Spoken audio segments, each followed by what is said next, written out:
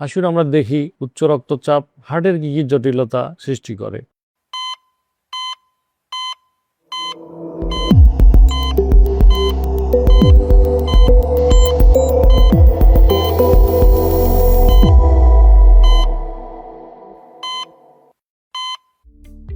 এই যে উচ্চ রক্তচাপ বা আমরা রক্তচাপ বলি, এটা হলো কি যে আমাদের রক্তনালীতে ধমনীতে রক্ত প্রবাহিত হওয়ার সময় যে চাপটা থাকে সেটা হলো রক্তচাপ। এই চাপটা স্বাভাবিকের চেয়ে যদি বেশি হয়ে যায়, সাধারণত 140 বাই 90 মিলিমিটার মার্কারি উপরেরটা এবং নিচেরটা 90-এর উপরে বেশি যায়, তখন আমরা তাকে উচ্চ রক্তচাপ বলি। তো যদি উচ্চ রক্তচাপ থাকে তাহলে সারা শরীরে বিভিন্ন অঙ্গ প্রত্যঙ্গের সমস্যা হয়।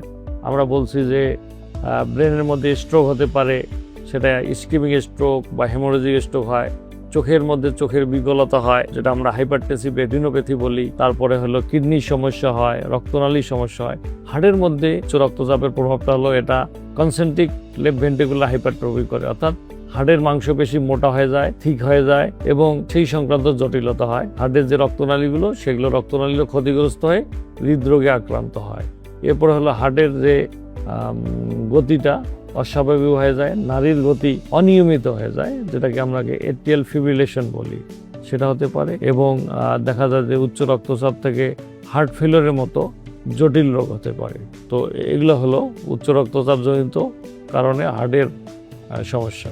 উচ্চ রক্তচাপের কারণগুলোর মধ্যে যে পাতে অতিরিক্ত লবণ, কাঁচা লবণ, অনেকে ভেজে লবণ খান, বিভিন্ন রকম মুখরোচক খাবারের মধ্যে লবণ দেওয়া হয়, তো সেই জিনিসটা একটা কারণ। অনেকে ধূমপান করেন এবং অ্যালকোহল গ্রহণ করেন, তামাক জাতীয় দ্রব্য গ্রহণ করেন, এগুলোতে উচ্চ রক্তচাপ হয়। অথবা অনেকের ফ্যামিলিতে বংশগতভাবে একটা প্রভাব থাকে। হলো আমাদের খাদ্যাভ্যাসের মধ্যে উচ্চ ক্যালোরিযুক্ত খাদ্য আমরা গ্রহণ করি, আমরা ফ্যাটযুক্ত খাবার গ্রহণ করি, ফাস্ট ফুড গ্রহণ করি এবং আমাদের খাবার মেনুতে শাকসবজি এবং ফলমূল যেটা রাখতে বলা হয়েছে সেটা কম থাকে। আর একটা ইম্পর্টেন্ট জিনিস যে আমরা কায়িক পরিশ্রম কম করি। আমরা এখন বর্তমান নাগরিক ইয়েতে আমরা এত বেশি ব্যস্ত থাকি যে আমাদের হাঁটার সময় নেই, অথচ আমাদেরকে বলা হয়েছে যে প্রতিদিন 30 থেকে 40 মিনিট করে সপ্তাহে 4 থেকে 5 দিন আপনি হাঁটবেন। আমরা যদি নিয়মিত কায়িক পরিশ্রম করি, খাদ্যাভ্যাসে পরিবর্তন নিয়ে আসি, অধিক ক্যালোরিযুক্ত খাদ্য পরিহার করি, সর্বোপরি যাদের উচ্চ রক্তচাপ আছে তারা যদি নিয়মিত ওষুধ সেবন করি, যাদের প্রেশার কন্ট্রোল নেই, প্রেশার কন্ট্রোলের জন্য ওষুধ খেতে হবে এবং একটা সময় ডাক্তারের পরামর্শ নিতে হবে। যাদের উচ্চ রক্তচাপ কন্ট্রোলে আছে তারা প্রতি 3 থেকে 6 মাসের মধ্যে একজন ডাক্তার দেখাবেন। যাদের কন্ট্রোল নেই তারা ডাক্তারের পরামর্শ নিয়ে ওষুধ সেবন করবেন।